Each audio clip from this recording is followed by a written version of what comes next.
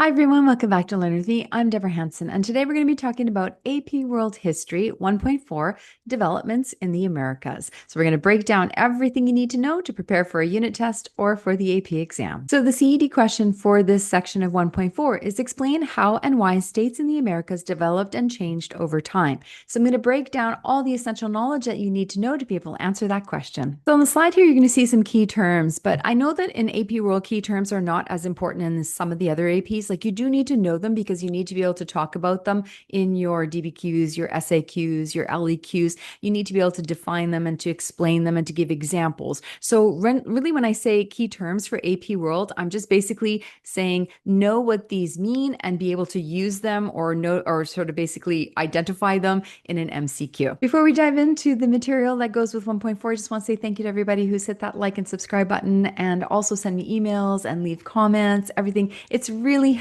exciting for me to see and hear from you. I want to know where you are in your AP World journey. Is this your first AP class? Or have you done several of them? Why'd you choose AP World History? Always really interesting for me to hear that. If you have any questions, please feel free to put the questions below. I answer everybody. If you want to see different types of videos, happy to do that as well. I also do AP Psychology and AP Human Geography on this channel, and I'm hoping to add more as we go along. So hopefully you're finding all of this information helpful. So we're going to start by talking about the Mississippian culture, one of the most important civilizations in pre-Columbian North America.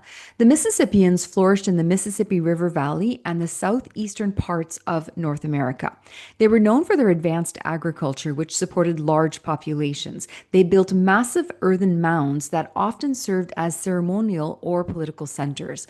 Their society had a rigid class structure. At the top was the powerful chief, and he was called the Great Sun.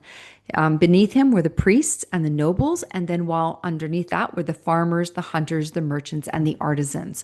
One of the best known Mississippian centers was called Cahokia, so that's Cahokia, located near present day St. Louis. St. Louis, St. Louis, that was my French coming out, sorry. Cahokia was a massive city with impressive urban planning, and it was connected to extensive trade networks that reached across the continent.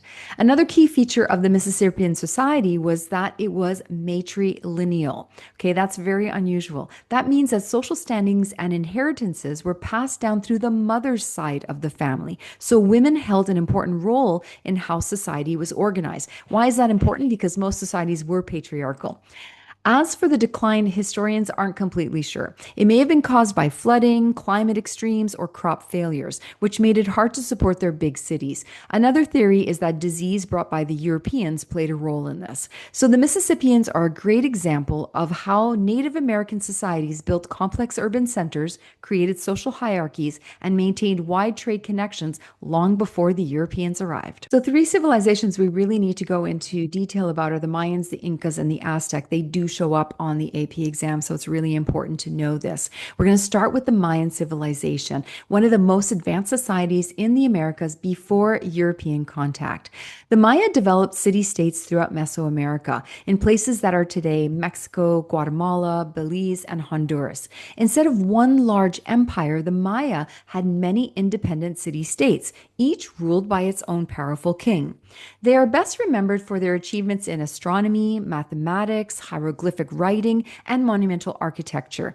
The Maya built incredible pyramids and temples, and they were among the first in the world to use the concept of zero in their numbering system, something that shows their advanced mathematical thinking. Maya society was hierarchical. At the top were rulers who claimed to have divine connections, supported by a strong priestly class. Most people were farmers, and tribute from conquered people helped sustain these city-states. Captives were often used in religious ceremonies, including human sacrifices. The Maya also had a strong agricultural base. Their staple crops included the three sisters, corn, beans, and squash, which supported the population growth. Religiously, the Mayans were polytheistic, worshiping many gods connected to nature, time, and the cosmos. Rituals, sometimes including sacrifices, were seen as necessary to keep the gods satisfied and ensure the balance in the world.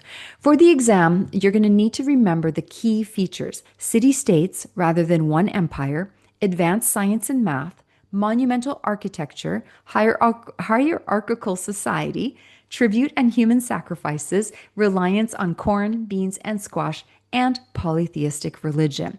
The Maya are a great example of how civilizations in the Americas developed complex political systems, advanced knowledge, and urban centers, again, long before the Europeans colonized. Okay, so now we're going to talk about the Aztecs, also known as the Mexica, who built one of the most powerful empires in Mesoamerica. The Aztec Empire was centered in central Mexico, with its capital at, I'm going to try and pronounce this correctly, Tenochtitlán. Always have a hard time with that one. A massive city built on an island in Lake Texcoco. At its height, it was one of the largest cities in the world with advanced engineering that included chinampas, or floating gardens. Got to know that one, okay? Which allowed them to farm efficiently and support a growing population. Politically, the Aztecs created an empire through military conquest. They conquered people and they required them to pay tributes in the form of food, textiles, and other goods, which fueled their empire's wealth and power. Socially, the Aztec society was highly stratified. At the top was the emperor, supported by nobles, priests, and warriors. Commoners and farmers made up the bulk of the society, and at the bottom were the enslaved people. Priests were extremely powerful because religion was central to Aztec life. Religiously, the Aztecs were polytheistic and believed the gods demanded nourishment in the form of human sacrifice. Thousands of captives from wars or tribute states were sacrificed each year to keep the gods happy, particularly the sun god, and I'm not even going to try and pronounce this, it's Huitzilopochtli, and I'm going to put that on the slide so that you can see what he was called. Economically, the Aztecs relied on agriculture, tribute, and trade. Markets in Tenochtitlan were bustling centers of exchange, showing how connected their empire was. Okay, you guys need to put in the comments if you have problems pronouncing those words as well, because I'm feeling really, a little embarrassed about this right now. Anyway, for the AP exam, the key things to remember are the Aztec empires grew through military conquest and tribute, the capital city of Tenochtitlan with chinampas for farming, a polytheistic religion that required large-scale human sacrifices, a highly stratified social system with the emperor at the top. The Aztecs show how empires in the Americas built complex societies with powerful militaries, large cities, and economies based on tribute and agriculture right before the Europeans arrived. Okay, and finally, let's talk about the Inca Empire, the largest empire in the Americas before European conquest. The Inca controlled a huge territory along the Andes Mountains in South America, stretching across parts of modern-day Peru, Chile, Ecuador, Bolivia, and Argentina. Their capital city was Cusco, much easier to pronounce than the capital city of Aztec. Okay, and another famous site is Machu Picchu, which shows their incredible engineering skills, and still there today, much of a tourist site, isn't it?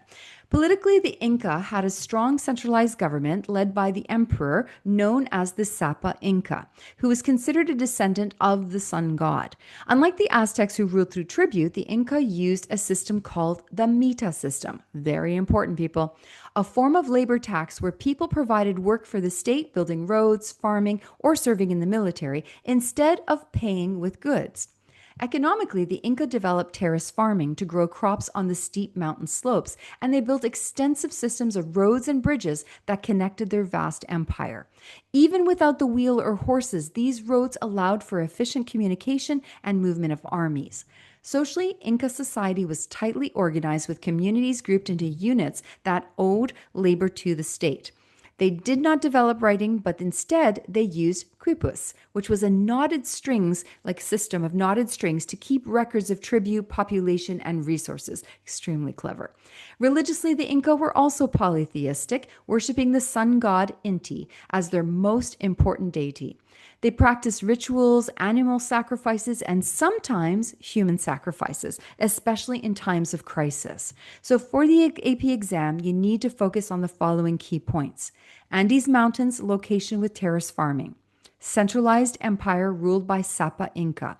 The mita labor system instead of tribute.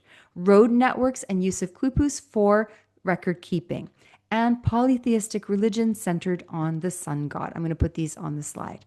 The Inca demonstrates how American civilizations developed powerful centralized states, innovative farming, and large-scale infrastructure, all without some of the technologies seen in Eurasia. And that's all the essential knowledge that you need to know for the CED question. Explain how and why states in the Americas developed and changed over time.